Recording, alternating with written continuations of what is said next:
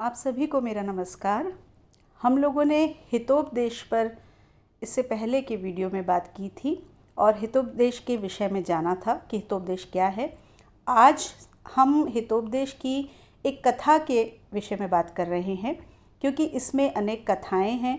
इसमें जो 4 भाग हैं और उसका जो पहला भाग है मित्र लाभ, उस मित्र लाभ से पहले थोड़ा सा प्रसंग है और फिर मित्र लाभ शुरू होता है और एक कथा से दूसरी कथा जुड़ती है और जुड़ कर के आगे बढ़ती है। तो बहुत बार ऐसा होता है कि जब हम उनको पढ़ते हैं तो क्योंकि एक कथा चल रही है, उस कथा के मध्य में दूसरी कथा आ जाती है, फिर वो कथा जो पहले चल रही थी वो आगे जा कर के पूर्ण होती है। तो बहुत बार उस कथा को समझना विद्यार्थी के लिए या पाठक के लिए थोड़ा सा कठिन हो जाता है। तो इसलिए पहले मैं आपको यहाँ पर जो इसमें कथाएं हैं उनको अलग अलग करके आपको उन कथाओं को बता रही हूँ। पहले हम उन कथाओं को समझेंगे और उसके बाद जब हमारी सारी कथाएं मित्रलाभ की हो जाएंगी तब हम इसके संस्कृत जो इस ग्रंथ है उस ग्रंथ से हम इस ग्रंथ पर बढ़ेंगे। तो आज की जो कथा है उस पर चलने से पहले थोड़ा सा इसका प्रसंग देखते हैं कि हितोपदेश जब प्रारंभ हुआ तो जो इसके लेखक हैं नारायण पंडित, उन्होंने मंगलाचरण आदि करके और फिर ये बता कर के कि मैंने पंचतंत्र आदि जो ग्रंथ हैं उनसे लेकर के ये हितोपदेश लिखा है, अपनी बात को कहना आरंभ किया। और वो कहते हैं कि गंगा के किनारे पाटलिपुत्र नाम का एक नगर है और वहाँ पर सभी गुणों से युक्त एक राजा रहता है जिसका नाम है सुदर्शन। एक दिन उस राजा ने कहीं किसी ने कोई 2 श्लोक पढ़े और उन 2 श्लोकों को उसने सुना और उन श्लोकों में ये बताया गया था कि जिसने शास्त्र का अध्ययन नहीं किया है और जो शास्त्रों के ज्ञान से रहित है और यदि उसके पास में यौवन, धन, प्रभुत्व, विवेकहीनता यदि उसके पास में आ जाती है तो उसका जो जीवन है वो कितना विनाश से युक्त हो सकता है, उसका जीवन व्यर्थ हो सकता है।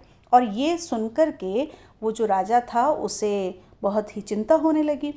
क्यों चिंता होने लगी? क्योंकि उसके जो पुत्र थे वो शास्त्रों को नहीं पढ़ पाए थे और कुमार्ग पर रहने वाले थे। तो उसे लगा कि मेरे पुत्रों ने तो शास्त्रों का अध्ययन ही नहीं किया है, तो मेरे पुत्रों के साथ में क्या होगा, उनका जीवन आगे कैसे चलेगा। और इस बात को सोचते सोचते उसने सोचा कि मैं क्या करूं जिससे ये जो मेरी समस्या है उस समस्या का समाधान हो सके। क्योंकि राजा था तो सारी संपत्ति, वैभव, ऐश्वर्य, प्रभुता तो वो अपने पुत्रों को दे सकता था, लेकिन ज्ञान जो अनिवार्य है उसके बिना उसके पुत्रों का जीवन नहीं चल सकता था। तो राजा जब चिंतित हुआ तो उसने विद्वानों की सभा बुलाई और उनसे कहा कि क्या कोई ऐसा विद्वान है आप में से जो मेरे इन पुत्रों को जो कुमार्ग पर चलते हैं, जिन्होंने शास्त्रों का अध्ययन नहीं किया है, इनको शिक्षा दे सके और इनको सन्मार्ग पर लेकर के आ सके। जब उसने ऐसा कहा तो वहाँ पर विष्णु शर्मा नामक एक विद्वान थे। ये विष्णु शर्मा वही हैं जिन्होंने पंचतंत्र की रचना की है और वही कथा यहाँ पर उन्होंने कही है कि विष्णु शर्मा ने कहा कि मैं आपके जो राजकुमार हैं उनको नीति की शिक्षा दे सकता हूँ और उस शिक्षा से इनको सन्मार्ग पर ला सकता हूँ। तो इसलिए मैं आपके पुत्रों को 6 महीने तक शिक्षा दूंगा और 6 महीने इनको शिक्षा देने के बाद में इनको नीति निपुण कर दूंगा। इतना विश्वास उनको था और उन्होंने अपने पुत्रों को उनको सौंप दिया विष्णु शर्मा को कि वो उनको नीति की शिक्षा दें, उनको शास्त्रों का अध्ययन कराएं और उनको सन्मार्ग पर लेकर के आएं। फिर विष्णु शर्मा ने उन राजकुमारों से ये कहा कि भाई यदि आप शास्त्रों का ज्ञान नहीं प्राप्त करते हैं तो आपका जीवन व्यर्थ हो जाएगा। तो चलो मैं तुमको प्रसन्न करने के लिए मैं तुम्हें कहानी सुनाता हूँ, कथा सुनाता हूँ। और वहीं से ये प्रारंभ हुई बातें और छोटी छोटी सी जो कहानियाँ हैं उन कहानियों के माध्यम से विष्णु शर्मा ने राजा सुदर्शन के पुत्रों को नीति की शिक्षा प्रदान की। तो जो सबसे पहली कहानी यहाँ पर आती है उस कहानी से हम आज की बात करते हैं, वही आज के हमारे इस वीडियो की कहानी है। और वो कहानी है कबूतरों की वो कथा जो हमने बहुत बार सुनी होगी। आज फिर से हम उसको सुनते हैं। गोदावरी नदी के तट पर एक विशाल सेमल का वृक्ष है और उस पर बहुत सारे पक्षी निवास करते हैं, रात को आते हैं और उस पर निवास करते हैं। और जब उस पर वो लोग निवास कर रहे थे, पक्षी वहाँ पर निवास कर रहे थे, तो कोई एक कौवा था जिसका नाम था लघुपतनक। वो जो कौवा था उसने देखा, जब वो जागा तो उसने देखा, जब रात्रि समाप्त हुई, सुबह हुई, दिन आरंभ हुआ, तो उसने देखा कि कोई व्याध यानी शिकारी, कोई शिकारी आ रहा है जो किसके समान लग रहा है, किसी यमराज के समान लग रहा है। उसको देख करके उस कौवे ने सोचा कि आज तो प्रातःकाल में ही अनिष्ट का दर्शन हो गया है, पता नहीं कौन सी अप्रिय घटना आज दिखाई देगी। सुबह सुबह अगर हम उठें और कुछ अप्रिय अशुभ देखने को मिलता है तो हमारा मन बहुत ही चिंतित हो जाता है कि प्रारंभ ही ऐसे हुआ है तो न जाने क्या होगा। और ये सोच कर के वो व्याकुल हो गया और उस शिकारी के पीछे पीछे जाने लगा, क्योंकि वो जानना चाहता था कि वो जो शिकारी है वो क्या करने जा रहा है। तो उसने देखा कि वो जो शिकारी था उसने क्या किया कि चावल के दानों को एक स्थान पर बिखेर दिया और उसके ऊपर जाल फैला दिया और एक पेड़ के पीछे वो छिप करके बैठ गया। उसी समय एक कबूतरों का समूह वहाँ पर आया और वो जो समूह था कबूतरों का, उसका जो राजा था कबूतर, उसका नाम था चित्रग्रीव। आपको ध्यान रखना है, वो जो कौवा है उसका नाम है लघुपतनक और ये जो कबूतरों का राजा है इसका नाम है चित्रग्रीव। तो वो जब भ्रमण कर रहे थे आकाश में तो उन्होंने उड़ते उड़ते वो इतने सारे जो चावल के कण वहाँ पर फैले हुए थे, चावल के दाने फैले हुए थे, उनको देखा। और उन्होंने जब देखा चित्रग्रीव ने, तो उन्होंने अपने साथी जो कबूतर थे उनसे कहा कि ये तो जंगल है, ये तो वन है और ऐसा जहाँ पे कोई रहता नहीं है, तो इतने सारे चावल यहाँ से कैसे आ सकते हैं। तो थोड़ा सोचना, मुझे ये सही नहीं दिखाई दे रहा है, कहीं ऐसा नहीं हो कि हम इसका लालच करें और इसके लालच का फल हमको भुगतना पड़े। उसके मध्य में फिर उन्होंने दूसरी कहानी सुनाई, जो कहानी हम दूसरी कहानी में सुनेंगे। अभी हम इसी कहानी पर चलते हैं। उन्होंने एक कथा सुनाई और उस कथा से ये संदेश दिया कि यदि आप लालच करते हैं तो जो लालच का फल होता है वो कभी भी अच्छा नहीं होता है। तो यदि तुम यहाँ पर इतने सारे इन चावल के दानों को देख करके लालच करोगे और बिना सोचे समझे यदि तुम यहाँ चले जाओगे तो हो सकता है कि हमारा कोई कुछ अहित हो जाए। ये बात सुनकर के एक युवा कबूतर था, उसने अहंकार से कहा, अरे ऐसे कैसे आप कहते हो, ऐसा कैसे हो सकता है।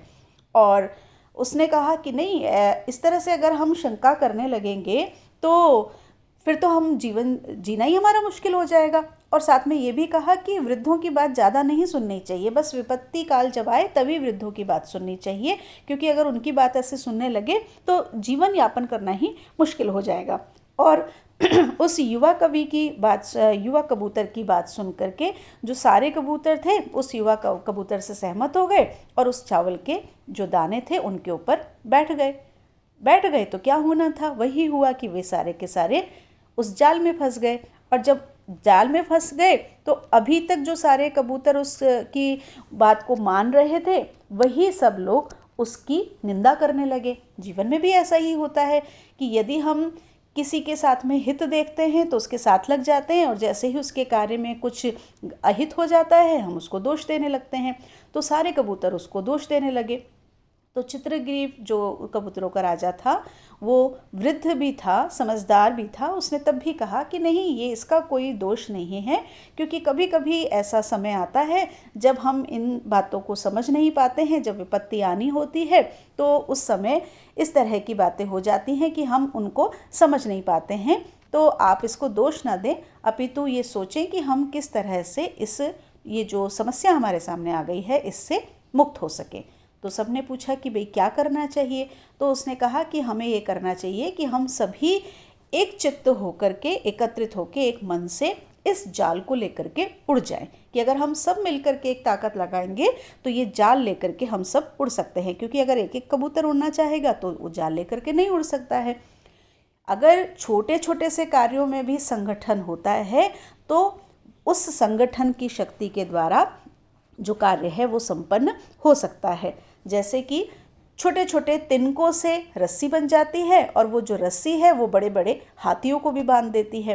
तो इस तरह की बातें जब चित्रग्रीव ने अपने सारे साथी कबूतरों को कही तो सभी ने उनकी बात को मान लिया और मान करके फिर वो लोग उस जाल को लेकर के उड़ गए।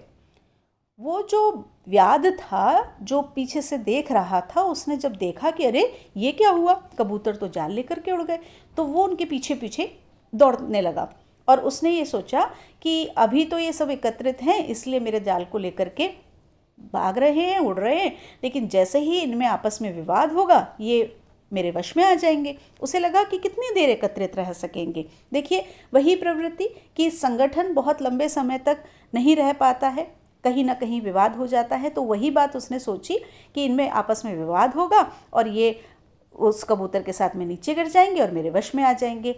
लेकिन उन्होंने ऐसा नहीं किया कबूतरों ने, और वो उसको लेकर के, जाल को लेकर के उड़ गए। जब बहेलिये ने देखा कि अब तो वो मेरी आंखों से भी ओझल हो गए हैं तो वो वापस लौट आया। अब कबूतर जो थे उन्होंने सोचा कि उड़ तो गए हैं लेकिन अब करें क्या, जाल में तो अभी भी फंसे हुए हैं, चाहे जाल को लेकर के उड़ गए हैं लेकिन जाल तो अभी भी है। तो जो चित्रग्रीव था उसने फिर उस समस्या का समाधान बताया कि मेरा एक मित्र है जो चूहों का राजा है और गंडकी जो नदी है उसके किनारे चित्रवन में रहता है, उसका नाम है हिरण्यक। पहला था कौवा लघुपतनक जो ये कहानी देख रहा था, दूसरा था चित्रग्रीव जो कबूतरों का राजा था, और तीसरा है हिरण्यक जो चूहों का राजा है। तो उसने कहा कि वो हमारे इन बंधनों को काट देगा, क्योंकि चूहे तो कुतरने का काम करते हैं, तो वो जाल को कुतर लेगा और हमारे जो बंधन हैं उससे हम मुक्त हो जाएंगे।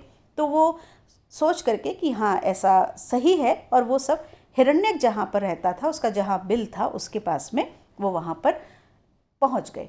जब वो वहाँ पहुँचे तो चूहे जो थोड़े से शंकालु होते हैं, तो उसने हिरण्यक ने जैसे ही देखा कि ये इतने सारे कबूतर एक साथ कैसे आ रहे हैं, तो वो अपने बिल में चुपचाप से बैठ गया।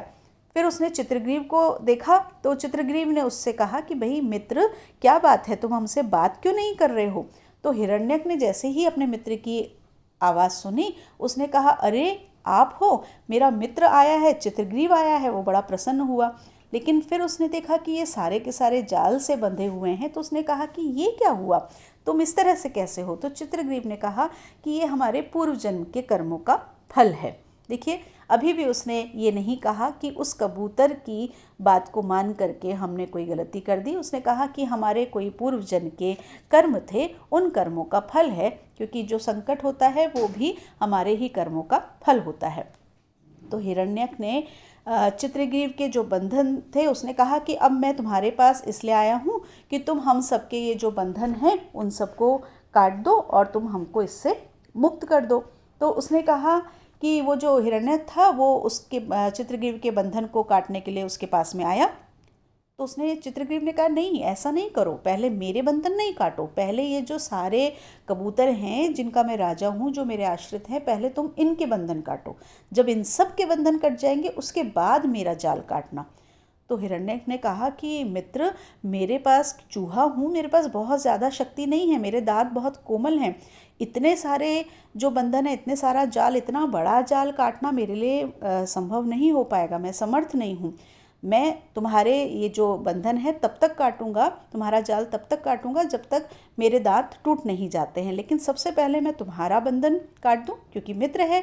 और कभी भी अगर हम किसी के लिए कुछ करना चाहते हैं तो सबसे पहले हम अगर विपत्ति में किसी को देखते हैं तो सबसे पहले हमारा जो अपना व्यक्ति होता है हम उसकी विपत्ति को दूर करने का प्रयास करते हैं। तो उसी तरह से उसने भी कहा कि पहले मैं तुम्हारा ये बंधन काट दूं, फिर मैं सबके बंधन काट दूंगा। तो चित्रग्रीव ने कहा नहीं, अगर ऐसा है तो भी तुम सबसे पहले इनके ही बंधन काटो, अगर इनके कटने के बाद तुम्हारे दांत रहते हैं तो तुम मेरे काटो, क्योंकि मैं इनका राजा हूँ, इसलिए पहले इनकी रक्षा करना मेरा कर्तव्य है। हिरण्यक बड़ा प्रसन्न हुआ, और लेकिन पहले हिरण्यक ने ये कहा कि शास्त्रों में भी ये नहीं कहा गया कि आप पहले दूसरों की रक्षा करो, वो भी ये कहते हैं कि नहीं पहले अपनी रक्षा करो उसके बाद आप दूसरों की रक्षा करो। चित्रग्रीव ने बोला कि हाँ ऐसी नीति है, लेकिन फिर भी मैं ये कहता हूँ कि मेरे जो आश्रित हैं पहले उनकी पीड़ा से उनको मुक्त करना है, उसके बाद ही मुझे अपनी पीड़ा से मुक्त होना है, उससे पहले मुझे अपनी पीड़ा को समाप्त नहीं करना है। तो हिरण्यक बड़ा प्रसन्न हुआ, उसने कहा ठीक है मित्र, मैं पहले इनके बंधन काट देता हूँ, उसके बाद मैं तुम्हारे बंधन भी काट दूंगा। तो उसने सबके बंधन धीरे धीरे करके उसने सबके बंधन काट डाले। हिरण्यक ने जब सबके बंधन काट डाले तो वो बोला कि चित्रग्रीव, जाल में फंसने का दोषी समझ करके तुम अपने आप को कभी भी अपमानित मत समझना, कि ऐसा नहीं सोचना कि तुम्हारा कोई इसमें दोष है। और फिर जब वो बंधन उसने सबके काट दिए तो अतिथि सत्कार उनका करके जो मित्र थे चित्रग्रीव और हिरण्यक, उन्होंने आपस में एक दूसरे का आलिंगन किया और वो विदा हो गए। और वो जो कबूतर थे अपने स्थानों को चले गए। जो हिरण्यक था वो भी अपने बिल में घुस गया और अपने बिल में जा कर के उसने अपना जो बिल था उसमें वो चला गया। जब वो अपने बिल में चला गया तो वो जो लघुपतनक नाम का कौवा था, जो शुरू से हमारे साथ में हमने देखा कि वो बहेलिए के पीछे आ रहा था, शिकारी के पीछे आ रहा था, उसने ये सारी घटना देखी। वो सारी घटना देख रहा था, उनके साथ साथ आ रहा था। तो उसने ये सारी घटना देखी और उसने ये सोचा कि ये तो बहुत ही अच्छा चूहा है, चलो मैं इससे मित्रता कर लेता हूँ। उसने उससे मित्रता करने का प्रयास किया, मन में ठाना कि मैं उससे मित्रता करता हूँ। तो क्या उस लघुपतनक की और हिरण्यक की मित्रता होगी? लघुपतनक क्या उसके पास जाएगा, उससे मित्रता करेगा? ये हम आगे की कहानी में देखेंगे। उससे पहले हम अगले वीडियो में देखेंगे वो कहानी, जो कहानी चित्रग्रीव ने अपने साथियों को सुनाई थी, जब उसने कहा था कि कभी भी लालच नहीं करना चाहिए, क्योंकि जो लालच होता है उसका जो फल होता है वो कभी भी अच्छा नहीं होता है। तो आज की कहानी इतनी ही। अगली कहानी में हम मिलेंगे अगले वीडियो में। आपको ये कहानी कैसी लगी? अगर आपको अच्छी लगती है तो आप इसको अपने सभी साथियों को शेयर कीजिए। आगे भी हम मिलते रहेंगे इसी तरह की कहानियों के साथ में।